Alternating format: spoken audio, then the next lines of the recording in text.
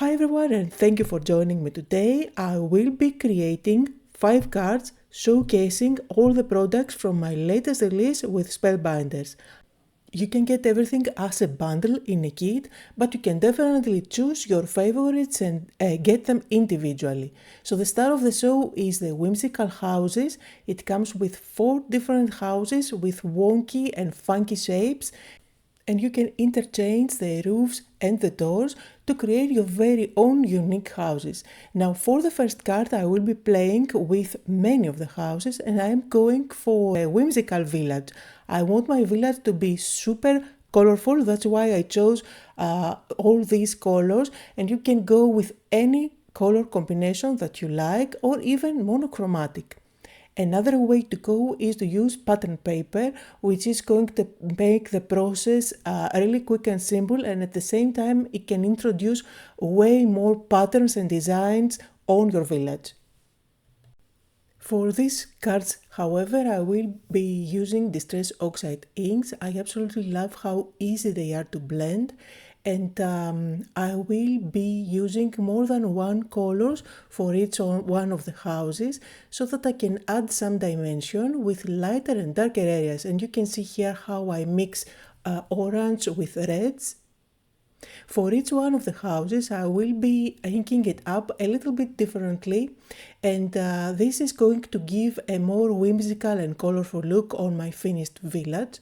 You can have as many houses as you want. The more you have, the bigger the village you will make at the end.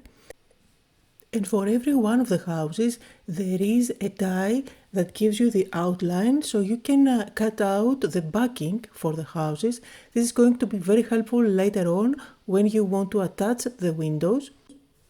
For the backing I decided to go with black, and that's because I want to help those colors to pop even more, and you will see what I mean when the card comes together.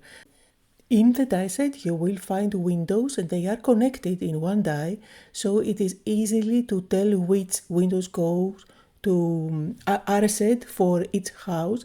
And you will also find roofs and doors which are interchangeable, so you can use any roof or any door for the houses, mix and match them. Now for this first card I will not be using any doors because I'm planning to stack the houses one on top of the other, and you won't be able to see the doors. Also I want them to look taller than they actually are, and by omitting the doors you will see I will get a completely different look. So you see here I'm just putting the windows inside those gaps, and of course I will glue them later on, but I just want to show you how easy it is to assemble each one of the houses, and then you get to play with the rooftops. By switching the rooftops you end up with a completely different look for each one of the houses, and here is how I ended up having lots of them. So let's turn them into cards. For my first card I'm starting with a navy blue dark cardstock. I'm going to ink up the edges with black soot just to make it look like a vignette. This is going to give the illusion that there is light at the center of the card. And to add some more interest on my card I will be adding some splattering with gold ink. And now it is just a matter of stacking the houses one on top of the other. I'm going to play with the colors, just making sure that I don't have two identical colors next to each other. And once I'm happy with the composition, I will go ahead and stick all the houses down. I'm starting from the one at the far back, and for that I'm going with glue.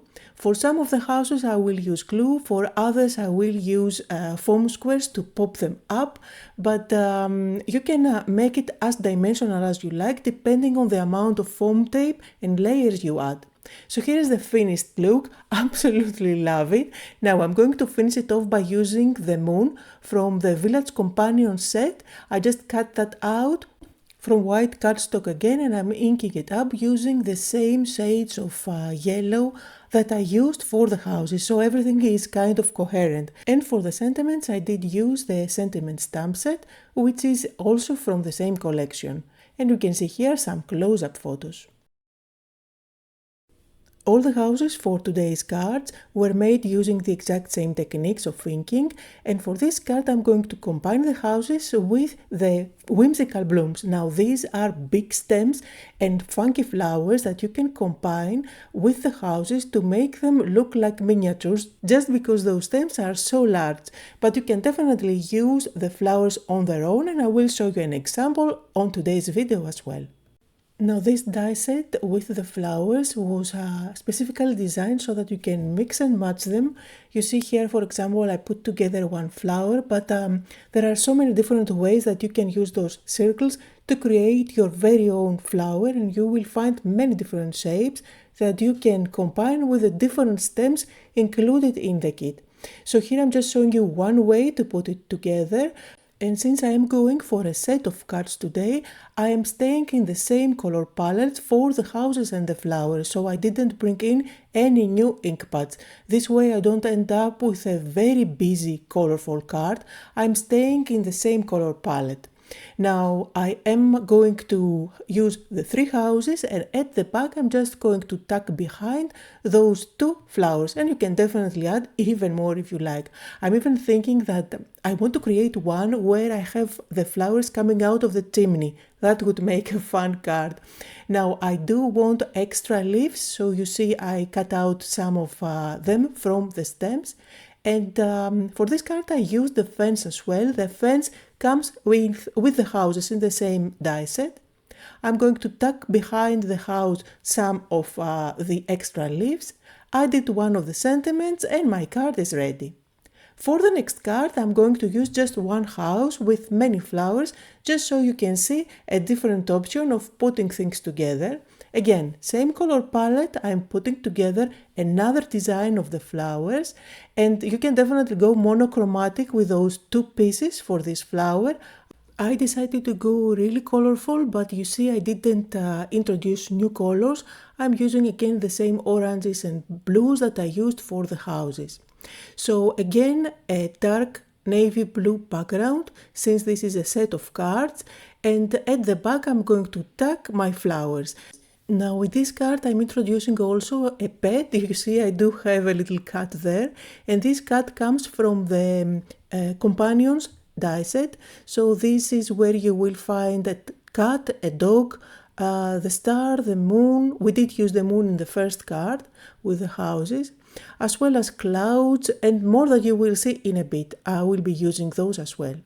So you see here I'm just tucking behind some extra leaves. I'm going to put the cat in place and the fence. Just to complete the card I'm also going to add a sentiment again from the collection's stamp set.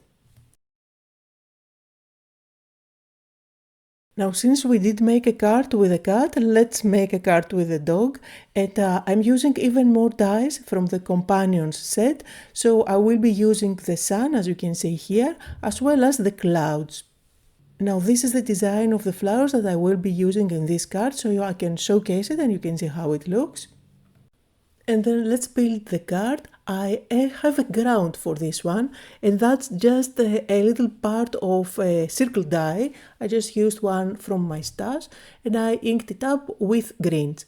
Now I'm going to place my house on top, and you can see all the houses have pretty much the same style, but I interchanged the doors and the roofs, and everyone looks kind of different. For this one I'm going to create my little composition by adding a fence. I'm also going to tuck behind those leaves and flowers. I do have the blue dog as well as the sun and the clouds up at the sky. You can definitely recreate this card with a light blue background at the back. I wanted to have a whole set with similar looking cards, plus the dark really helps the colors pop. So that's why I went with navy blue for this one, although I do have a sun. Now for the last card, let's use the embossing folder from my collection, and I am going to combine it as a background for a flower bouquet card. Now I did use many of the flowers for the previous cards combined with the houses, but this time let's use them on their own so that you can see what a lovely bouquet they do. They actually are quite long, so they take a lot of space in your card and they make a great focal point. Here is another design of flowers. This is the only one that I haven't put together up to now. Every other design I have used in one of the previous cards, so you know how to put everything together. But again, keep in mind all the shapes were designed so that you can easily mix and match them and create your very own funky flowers. So again, I stayed within the same color palette like I used in the previous cards, and this is how this flower looks. And you can add this little triangle in place or just omit it completely. So this is how this flower looks, and let's put together our bouquet. And I like to just play with the elements, try to see what looks balanced, and once I'm happy I'm going to stick it down and add a sentiment. And here are some close-up photos on a pretty and simple card that looks really stunning. So here are all the 5 cards that I made for today. I'm super happy with how these look. It's a beautiful set and I love how all the colors pop. The collection is already available in your favorite craft stores. You can get it as a bundle or separately. You will find all the links that you need down below in the description. Thank you all so much for joining me today. I hope that you had fun and that you got inspired.